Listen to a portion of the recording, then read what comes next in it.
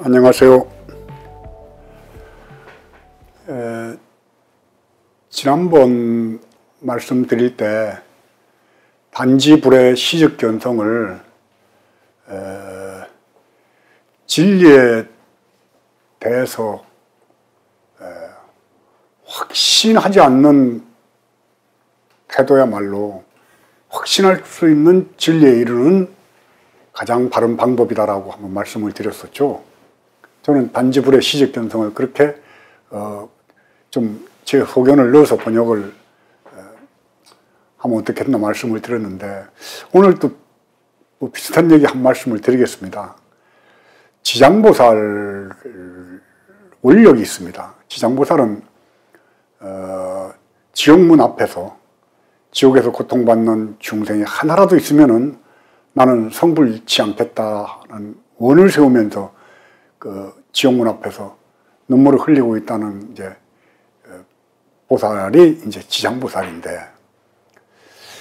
과연 지옥은 어딜까? 지장보살이 말하는 지옥이라는 건 어디를 지옥이라고 그럴까? 땅 속에 있는 감옥이, 이제 말 그대로 하면은, 한문 그대로 하면은 땅 속에 있는 감옥을 지옥이라고 그러는데, 과연 거기만이 지옥일까라는 거죠. 그래서 저도 그것을 좀 더 새롭게 바꾸면은, 한 사람이라도 행복하지 않다면은, 우리가 살아가는 이 중생세계가, 중생세계 속에서 누구라도 불행을 느끼고 그 불행으로부터 고통을 느낀다면은 나는 행복하지 않을 것이다. 나는 행복하지 못하다. 내 마음은 슬프다. 대자대비라는 게, 저는 그렇게 지장의 원력도 어디 뭐 지옥에 있는 그 고통받는 지옥 그 중생이 하나라도 있으면은 성불하지 부처가 안 되겠다, 이 얘기가 아니고, 누구 하나라도 불행하고 고통받고 있다면 그런 사람들이 있다는데 내가 어떻게 행복할 수가 있겠는가, 이런 식으로 번역을 하면 어떨까 하는 그런 생각을 한번 해봤습니다. 그래서 과연 고통은 어디로부터 오는가? 결국은 우리가 갖고 있는 잘못된, 전도된 생각으로 인해서 빚어진 가치관들이 우리가 하여금 고통스럽게 만드는 원인을 만든다고 보거든요.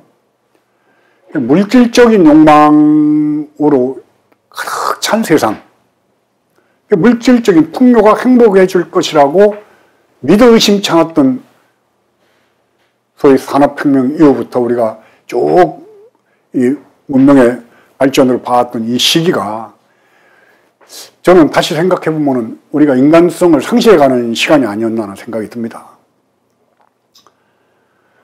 물질이 풍요해지고 부자가 되면은 굉장히 개인적으로 바뀌게 됩니다. 옛날에는 큰 방에서, 저는 어린 시절 그렇습니다. 어린 시절 가난하게 살 때 할머니도 아버지도 어머니도 동생도 시골에서 올라왔던 사촌 누나도 그 좁은 한 방에서 살았던 그런 그 몇 년 세월이 있었어요. 그러니까 서로 양보하고, 또 추우면은 아랫목에다 발을 넣고 있으면은 서로 더 따뜻한 데 대려고 그러면서 이불 땡기고, 조그만 이불 덮고 잘 때 맨 가야 자는 사람은 더 땡기다 보면 이쪽 이불이 끌려오니까는 저쪽에서 땡기고 하면서 또 서로가 갈등도 생기고 하면서 이해도 하고 갈등을 조정할 수 있는 인간에 대한 어떤 이해력도 생기는데, 지금은 형제간들 뭐 낳지도 않지만은 둘만 돼도 전부 각방이 있잖아요. 엄마도 각방, 아빠도 각방, 여동생도 각방, 오빠도 각방. 그게 과연 행복할까? 그게 과연 사람 사는 걸까? 저는 우리가 잘못 그 행복에 대한 가치를 판단함으로써 물적인 풍요야말로 우리를 가장 행복하게 할 거라고 하면서 살아왔던 그런 세월에 대해서 이제 돌이켜볼 때가 됐고, 그러한 그 욕망으로부터, 물적 욕망으로부터 행복할 거라고 생각했던 세월에 대한 과보가 코로나 사태로 빚어졌고, 앞으로 더 우리가 이런 걸 반성하지 않는다면 더 큰 그런 그 바이러스, 또 지구 재앙 같은 걸로 해서 인간이 고통받지 않을까 하는 그런 생각이 들면서 봉은사 얘기를 다시 시작을 하겠습니다. 2007년도, 2006년 제가 12월 달에 이제 주지 임명을 받았기 때문에 2007년도가 바로 대선으로 가게 됩니다. 물론 그때는 그 돌아가신 노무현 대통령의 그 인기가 많이 떨어져서 뭐 한나라당에서 어느 누가 나와도 지금 민주당에서 이길 수가 없었던 그런 정치적 지형이 형성이 돼 있었죠. 근데 한나라당에서는 이제 손학규 경기도지사였던 손학규 대표하고 박근혜 대표하고 이명박 이렇게 세 정치인이 이제 서로가 뭐 이렇게 우열을 가릴 텐데 결국은 손학규 대표는 뭐 일찍 그냥 대선 경선을 포기하고 박근혜 씨하고 이명박 씨가 이제 경선으로 가게 됐는데 굉장히 한쪽이 우려스러웠던 거는 이명박 전 대통령은 종교적 편향성이 굉장히 심했습니다.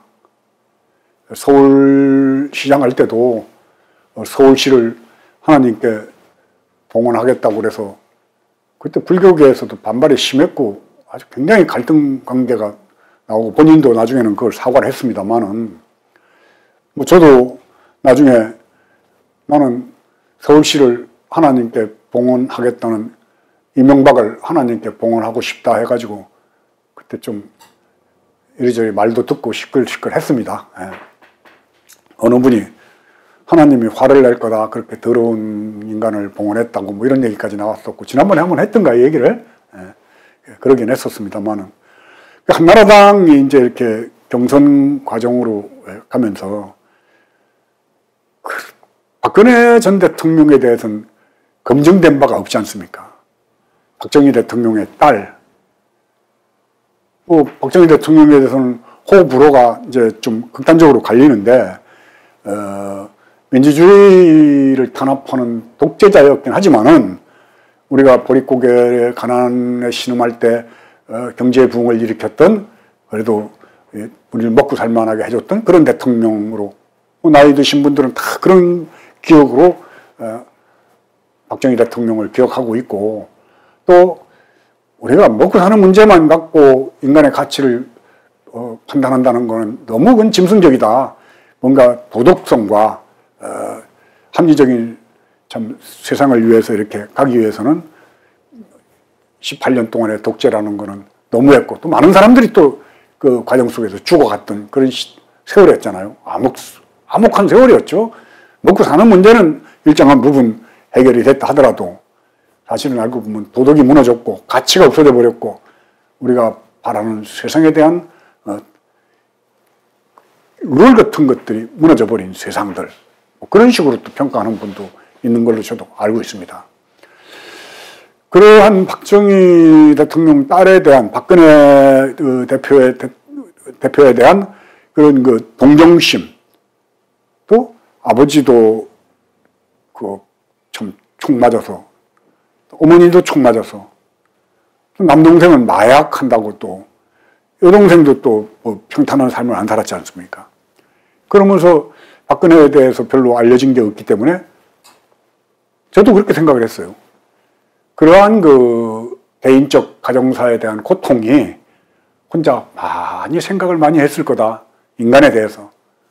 그 인간에 대해서 깊은 사고라는 것들이 결국은 본인이 물질적 욕망이라든가 뭐 명예라든가 이런 것보다는 사람의 가치에 대해서 생각할 수 있지 않았을까 해서 만약에 이명박하고 박근혜하고 둘이 선거에서 나온다면은 뭐 다른 사람이 없다면은 나는 박근혜를 지지해야지 된다는 그런 생각을 했었습니다. 물론 그때는 뭐 정동영 의원이 나와서 이명박 대통령을 후보해서 떨어졌습니다만은 한나라당 경선도 아슬아슬했죠. 박근혜와 이명박의 경선 과정이 굉장히 아주 간발의 차이로 이명박 씨가 한나라당 대선 후보가 됐는데 평소에 법회 때는 그런 얘기를 안 했습니다만은 신도 그 회관에 가면은 신도들하고 얘기하다가 되면은 그래도 그 경선 때 박근혜를 지지해야지 이명박 지지하면 안 됩니다. 뭐 이런 얘기를 몇 번 한 적이 있었습니다. 근데 강남에 그 봉사 다니는 신도분들 중에 여러분들이 친박연대라든가, 친박연대인가 하여튼 박근혜 그 뭐 이렇게 지지하는 그룹에서 활동했던 분들이 있었던 것 같아요. 그 빨간 마우라 하고 절에도 오고 그랬던 분들인데 그분들을 통해서 아마 박근혜 후보에게 제가 박근혜 후보를 지지한다는 말이 들어갔던 걸 같아요. 7월 달인가, 아니 8월 달이고, 8월 달 앉아서, 저 다리안에 앉아 있는데, 전화가 들어와서 전화를 받으니까, 봉은사 주지 명진 스님이시죠? 하는데, 많이 듣던 목소리예요. 그래서, 네, 누구세요? 그러니까, 저, 한나라당 대선 후보 박근혜입니다.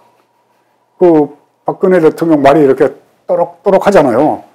박근혜입니다. 그래서, 박근혜 걷긴 한데, 저하고 일면식도 없고, 인연도 없고, 저한테 전화할 리도 없고, 처음에는, 아니, 누구야? 목소리는 박근혜하고 똑같은데, 누가 박근혜라고 나한테 전화를 하는 거야? 누구야? 내가 그러니까는, 스님, 저 정말 박근혜입니다. 그래서, 아니, 쓸데없는 소리 하지 마라. 누구야? 장난하지 말고 빨리 이름을 대. 그러니까는, 스님, 저 정말 박근혜입니다. 그런데, 진짜 같더라고요.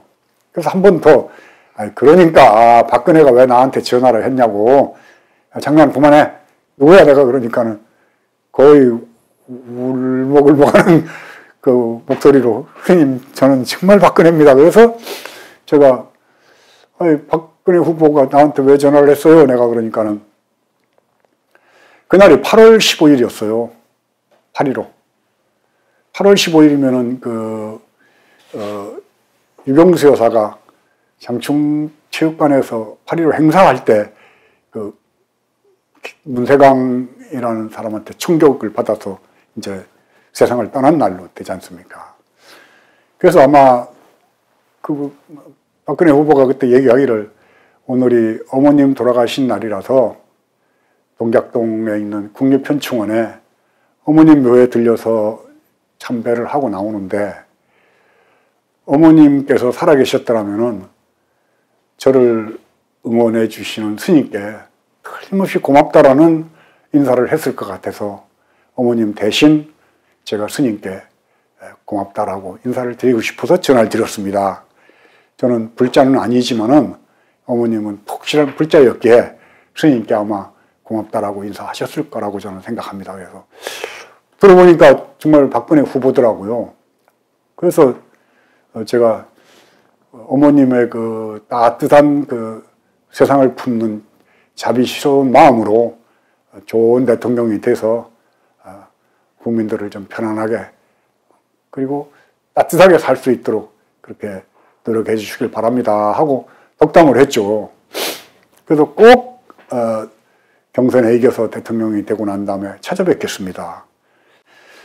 그렇게 하고 나서 뭐 전화는 끊고 이제 대선으로 들어가는데 그 당시에 서울시의 부시장이었던가요? 원세훈이 또 특보라고 그래가지고 봉사를 찾아왔었고 하여튼 이명박 진영에서도 여러 사람이 저를 설득하려고 찾아왔었고 박근혜 후보 쪽에서는 특별히 온 사람은 없었습니다. 예.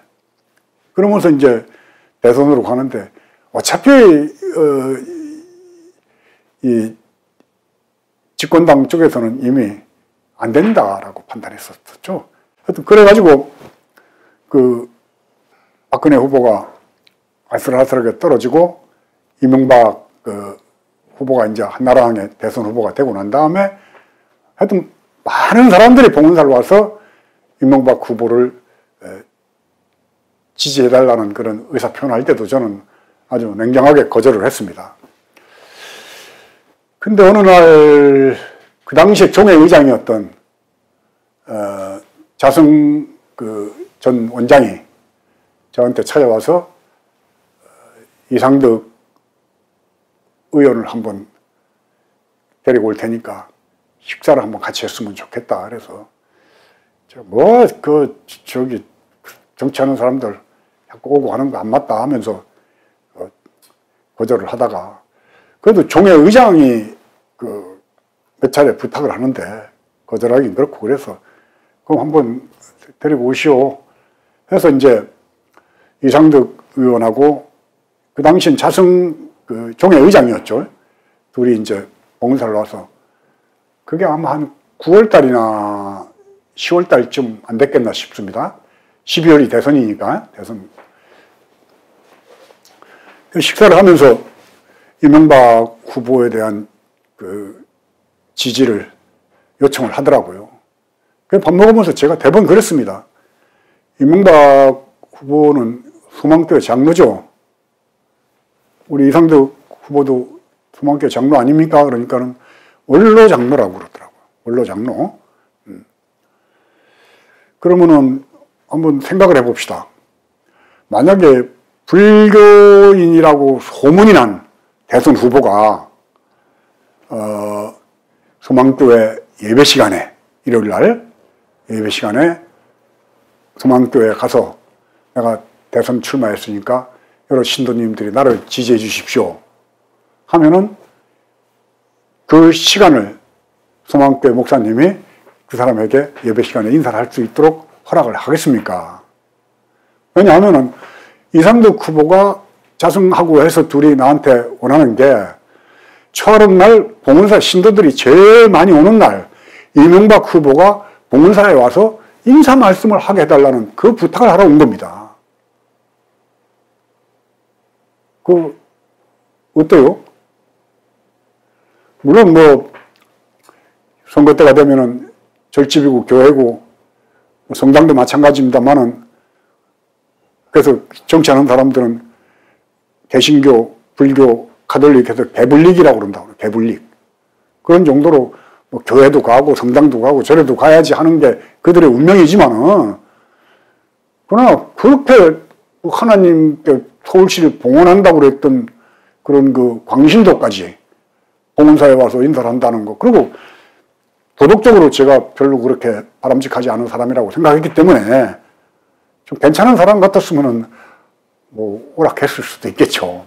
근데 저는 그분 얘기를 많이 들어가지고 난 딱 한마디로 거절을 했습니다.